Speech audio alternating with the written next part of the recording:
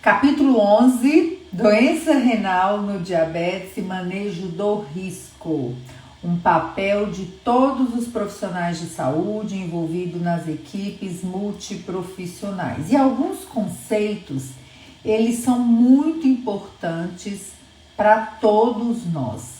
Nem todos os nossos pacientes terão alguma alteração na função renal e você vai falar assim: vai para o nefrologista. Não, né? Nós acompanhamos esse paciente no dia a dia, a gente faz o nosso tratamento multiprofissional, transdisciplinar e as próprias diretrizes, as próprias sociedades de nefrologia têm seus critérios para que a gente possa encaminhar esses pacientes no dia a dia. Então, qual que é o ponto fundamental, importantíssimo? Todo mundo tem, né? Todo mundo que trabalha com diabetes, que quer ser uma referência, precisa saber alguns conceitinhos básicos, né? Então, o que é uma doença renal crônica?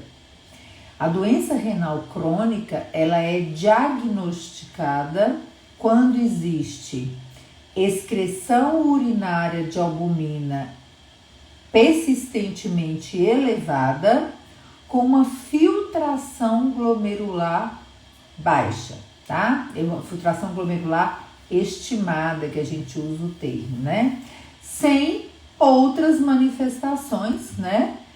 De danos renais, a gente pode falar que ela está presente, é uma doença renal do diabetes, tá? Então, a gente tem essas terminologias, né, para individualizar mais, inclusive, o diagnóstico. Então, quando a gente entende que aumenta de forma persistente a excreção urinária de albumina, a gente chama de albuminúria, com baixa taxa de filtração glomerular. E quando a gente vai falar então da doença renal crônica no diabetes, a gente tem alguns números que vocês vão, né, ter em mente a anotar. 20 a 40% dos nossos pacientes com diabetes têm doença renal crônica do diabetes ou terão. É muita gente ainda, né? A doença renal diabética, né, normalmente ela se desenvolve após 10 anos de diagnóstico no diabetes tipo 1, mas já pode estar presente ao diagnóstico nos pacientes com diabetes tipo 2. Por isso que a triagem das complicações, ela é muito importante desde o diagnóstico das pessoas com diabetes tipo 2. E essa doença renal diabética, ela pode progredir, e a gente sabe aí, né, que faz parte da triste história, né, do diabetes, das crenças, essa progressão para doença renal em estágio terminal, que vai requerer aí a diálise, né, hemodiálise ou diálise peritoneal ou transplante renal, e o diabetes já é a principal causa, né, de doença renal terminal em vários países. E entre pessoas com diabetes tipo 1 ou tipo 2, o que chama mais atenção de todas as equipes, ou deveria chamar? A doença renal crônica, ela aumenta o risco cardiovascular, além de aumentar muito os custos na saúde. Ou seja, aumenta a morbimortalidade dos nossos pacientes. Janice, o que necessariamente eu preciso saber, né, de valores de acompanhamento, o que eu preciso saber aí no dia a dia quando eu estou atendendo o meu paciente, seja eu um médico, um enfermeiro, um farmacêutico, um nutricionista? Valores simples, né? Já ajudam muito você e todo o restante da equipe nesta jornada para proteger, para orientar, para educar os nossos pacientes, né? Hoje a gente pede aí mais comumente de rastreamento a albuminúria na amostra única de urina, então o valor normal é menor que 30 miligramas por grama de creatinina, não precisa nem decorar, né, gente? Quem não tá aí acostumado com esses valores, vem lá nos testes de laboratório, e a taxa de filtração glomerular estimada, persistentemente menor do que 60, é considerada anormal. Quais são as recomendações em relação ao screening?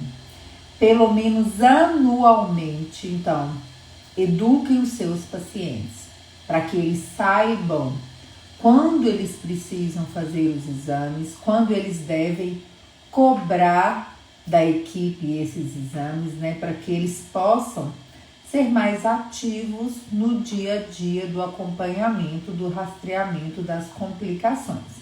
Então, pelo menos anualmente, a albumina urinária, né, a relação albumina-creatinina em amostra única, e a taxa estimada da filtração glomerular devem ser avaliadas nos pacientes com diabetes tipo 1, que já tenham pelo menos 5 anos de diagnóstico, e em todos os pacientes com diabetes tipo 2, independente do tipo de tratamento que faz, do controle que tem. Isso é o nível B de evidência.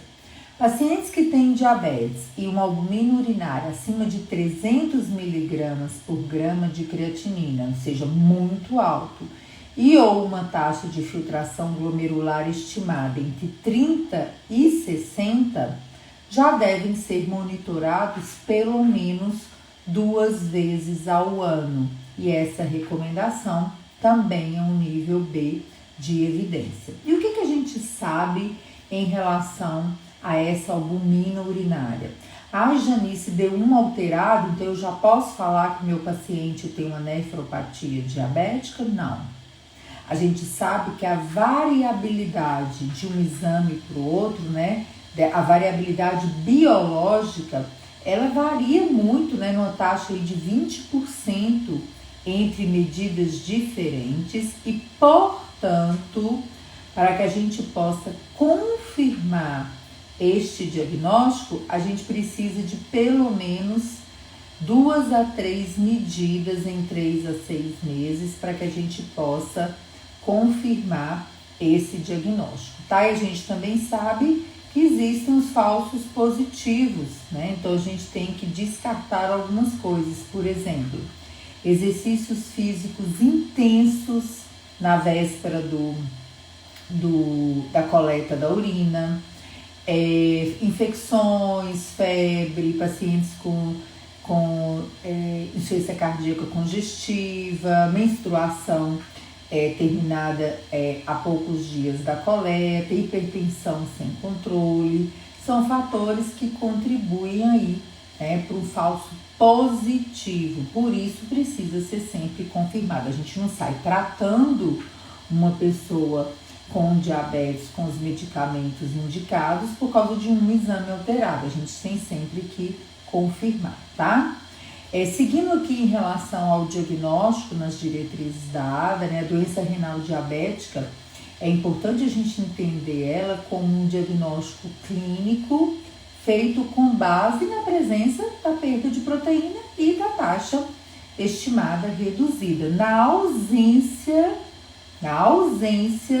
de sinais ou sintomas de outras causas primárias de dano renal. Que na prática clínica, a gente precisa entender, principalmente quando existem outros sintomas que podem lembrar outras doenças que também podem ter acometimento renal.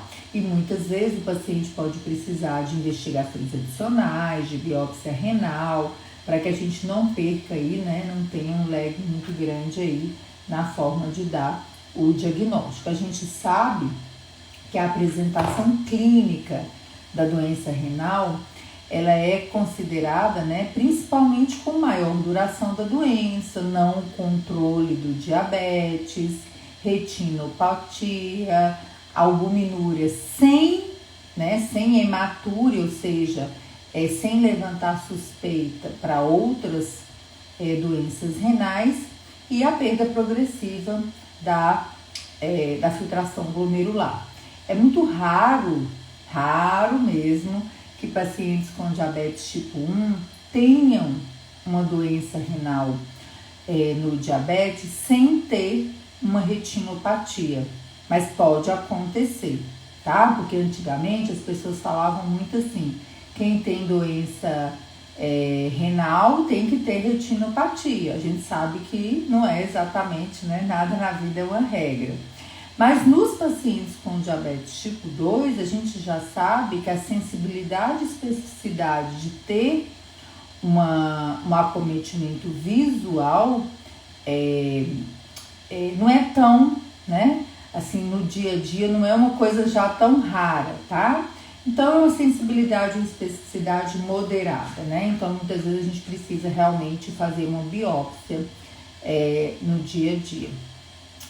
Pode estar presente, então, né, com ou sem retinopatia, e pode estar presente, né, uma redução da taxa de filtração glomerular sem albuminúria. Então, a gente tem que ter muito cuidado com essas pegadinhas, e uma indicação muito comum da prática na dúvida diagnóstica, não está claro pra gente, a gente encaminha para o colega da nefrologia, né? Os estadiamentos da doença renal crônica e no diabetes, a gente tem as formas mais simples, né? E tem as grandes tabelas aí que classifica a albuminúria junto com o estágio de filtração glomerular, né? Que falei que é a tabela do Cadigo, que tá aqui, né, na aula para vocês, eu não vou ficar lendo ela, mas que ela estadia vários pontos, né? Qual é a classificação, qual é a indicação de acompanhamento durante o ano, né? Quantas vezes o paciente deve repetir, se é mais leve, moderado ou grave, quando você deve encaminhar para o nefrologista ou não, tá? Então, os estágios 1 e 2 são definidos pelo quê? Aumento da albuminúria com uma taxa de filtração glomerular preservada, ou seja, maior ou igual a 60 ml por minuto. Os estágios de 3 a 5 já são faixas com filtração glomerular mais baixas. E em qualquer uma dessas taxas de filtração... Hoje eu não vou engasgar não, hein, gente? Em qualquer uma dessas taxas de filtração glomerular, a gente sabe, e vocês nunca vão esquecer isso no dia a dia do atendimento de vocês, que ter qualquer grau de albuminúria, ou seja, ter qualquer perda de albumina confirmada, está associada a um risco de doenças cardiovasculares, progressão da doença renal crônica e mortalidade. Então, é muito importante que para os nossos pacientes no dia a dia, a prevenção, obviamente, é o mais importante, né? A prevenção não tem dúvida que essa é a parte mais importante para a gente no dia a dia. Porém, contudo, todavia, a gente sabe que a maioria dos nossos pacientes não estão na meta do bom controle, né? Ou seja, estão com risco ainda maior de evolução para as complicações. Mas quando essas complicações já estão diagnosticadas, né? Ter o bom controle, o controle pressórico, o controle glicêmico, né? A tratativa da obesidade também faz muita diferença na prática clínica. Então, nós como educadores, todos os membros da equipe têm que lembrar disso, né, no dia a dia, para que a gente possa ter ferramentas educacionais com os nossos pacientes. Dentro dessa história aí da doença renal, a gente também tem algumas lembranças, né, como por exemplo a lesão renal aguda. Aqueles pacientes que estão bem e complicam muito rápido.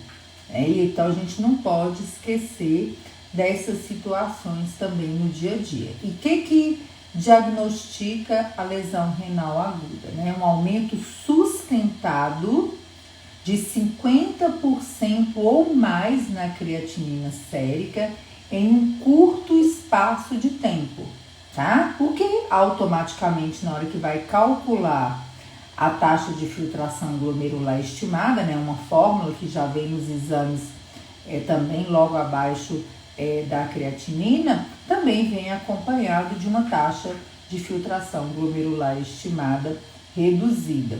E a gente sabe que as pessoas que têm diabetes têm o maior risco de lesão renal aguda do que aquelas pessoas que não têm diabetes. Por isso que muitas vezes vocês escutam aí, né, a grande preocupação dos profissionais de saúde, dos médicos prescritores, quando a gente fala de anti-inflamatórios não esteroides, né?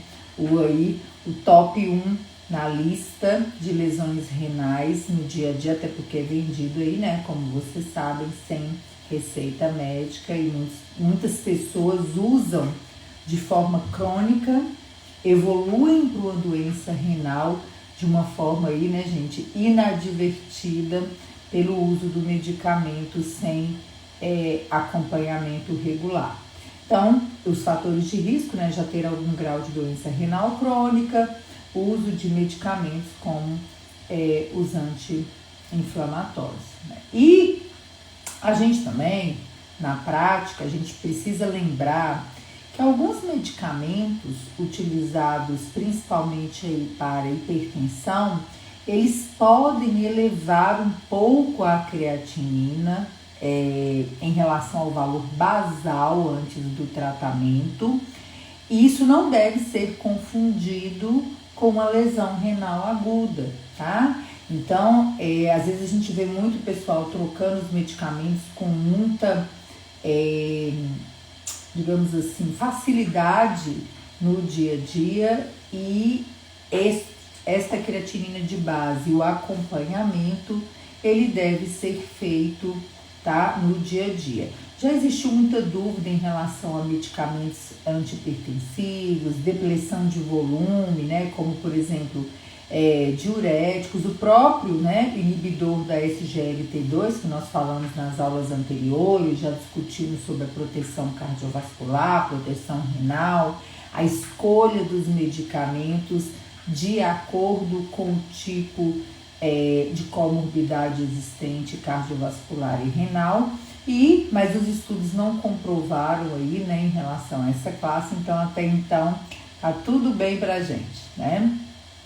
Então, seguindo nas recomendações, né, lembrando sempre, né, baseado nos níveis de evidência, o nível A de evidência, ou seja, a evidência mais forte que nós temos, otimize o controle da glicose para reduzir o risco ou retardar a progressão da doença renal crônica. Não vale só para doença renal, né, gente? Vale para todas as complicações do diabetes.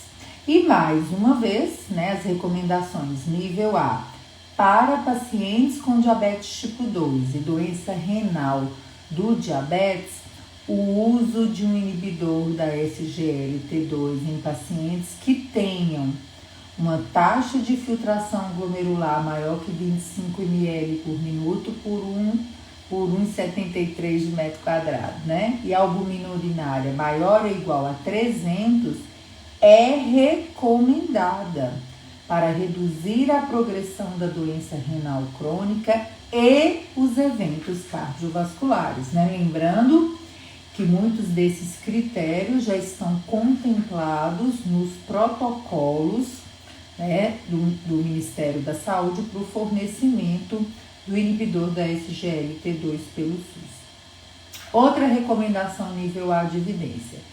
Em pacientes com diabetes tipo 2 e doença renal crônica, considerar o uso do inibidor da SGLT2 adicionalmente a outras medicações já utilizadas com o objetivo da redução do risco cardiovascular, utilizando os mesmos parâmetros de indicação e contraindicação, tá?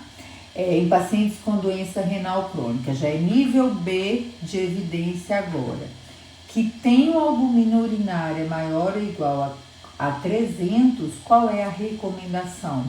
Tentar uma redução dessa perda de albumina em pelo menos 30%, para que diminua o risco de progressão da doença renal crônica. E nível A de evidência, Recomenda-se a otimização do controle da pressão arterial e a redução da variabilidade da pressão arterial, para reduzir o risco ou retardar a progressão da doença renal crônica, né? Então, lembrando que a gente já falou muito aqui, né, gente, sobre variabilidade glicêmica, agora estamos falando sobre variabilidade também da pressão arterial. E isso fala muito no dia a dia sobre o quê? Sobre o tratamento de base, né, da pressão arterial, do diabetes, a ingestão alimentar, sobre o uso correto e constante, né, contínua, a adesão terapêutica aos medicamentos para hipertensão. Nós já falamos também em capítulos anteriores, já discutimos aqui, né, sobre a importância da hipertensão no risco cardiovascular e como que o uso correto dos medicamentos ele é comprometido, tá? Outra coisa importante, né? Outra recomendação, não descontinuar os bloqueadores do sistema renina-angiotensina para pequenos aumentos de creatinina, se não houver depressão de volume. Então, a avaliação tem que ser pontual. Quando a equipe está com dúvida, né? Quando o paciente está ali na atenção primária, está fora de um centro de especialidade e está com dúvida em relação àqueles valores, antes de descontinuar, né, peça uma avaliação aí mais minuciosa. Isso é o nível A de evidência, tá? Não fica com medo se a creatinina dá uma subidinha, porque costuma subir mesmo pelo próprio mecanismo, tá? Quando a gente traz um pouco para a equipe, né, e para a questão nutricional, o que antigamente as pessoas tinham muito mais dúvidas, né, muito menos estudos em relação à questão do aporte proteico, hoje já é muito claro para a gente, né, gente? Pacientes que não estão dependentes de diálise, com estágio 3 ou superior na classificação. A ingestão de proteínas deve ser no máximo de 0,8 gramas por quilo de peso corporal por dia, né? Ou seja, não há necessidade de uma restrição de proteínas na dieta desse paciente. É muito importante que os colegas da nutrição, né, sejam aí acionados para que possam ajudar esses pacientes nas orientações, nível A de evidência. E para os pacientes que já estão em diálise, muito antes, pelo contrário, né, até um aporte maior de proteínas na dieta, porque a desnutrição é um problema muito frequente em pacientes com diálise, e a gente já passa para o nível B de evidência, né? Então, muito cuidado, né, gente, com as repetições de conhecimentos do passado, né, que acabam ainda perdurando na vida desses pacientes, que acabam chegando em estados aí realmente de muito comprometimento, tá? Outra recomendação, nível B de evidência, em pacientes, né, mulheres não grávidas, né, homens e mulheres não grávidas, que tenham diabetes e que sejam hipertensas, um inibidor da ECA, né, ou um bloqueador do receptor de angiotensina, a gente está falando aí principalmente para os colegas prescritores, eles são recomendados para aqueles com a relação albumina-creatinina que esteja modestamente elevada, 30 a 299, um nível B de evidência, e fortemente recomendado para aqueles com albuminúria acima de 300 e ou taxa de filtração glomerular menor que 60, tá? Então isso aí está estabelecido há muitos anos, né? E é o que é feito aí de praxe. Para o nível B de evidência, monitorar periodicamente a creatinina e o potássio quando em uso de inibidores de ECA, bloqueadores de receptores de angiotensina ou diuréticos, tá? Não precisa ficar fazendo, né, gente? Toda vez que você vê o paciente, você pedir esses exames toda hora, né? Nem tanto ao céu, nem tanto ao mar. Nível A de evidência também, gente, é preocupante, talvez, né? Vamos usar essa palavra, as associações medicamentosas que já não estão aí, né, estabelecidas e que a gente ainda vê muito prescrições, tá? Então vamos ver quais são essas evidências.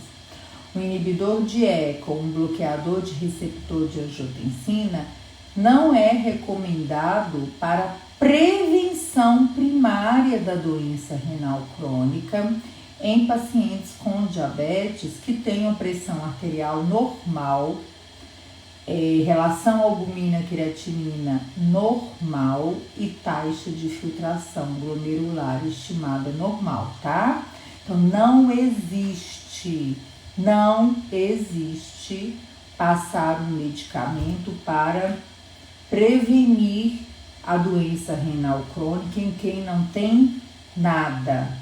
A prescrição é para prevenir a progressão da doença renal crônica, tá? Então, prevenção primária, evitar se não tem nada, não tá indicado, tá? Os pacientes devem ser encaminhados para avaliação por um nefrologista se tiver uma taxa de filtração glomerular menor que 30, né? Então, nível A de evidência.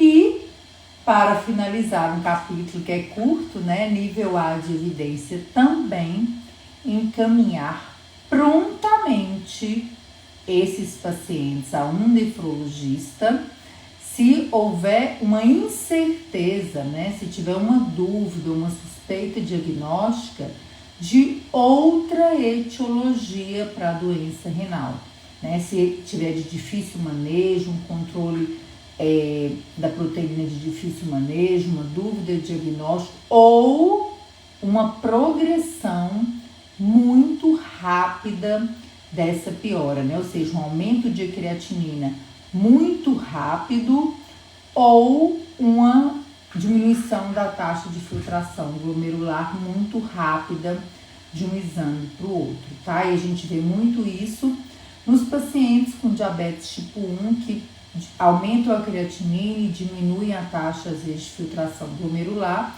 com menos de 5 anos de diagnóstico, né? Muito associado com doenças reumáticas, né? Por exemplo, artrite reumatoide, lúpus, principalmente com manifestação renal. Então, a gente precisa, o quanto antes, promover aí o diagnóstico diferencial. E esse foi o nosso capítulo 11 da ADA.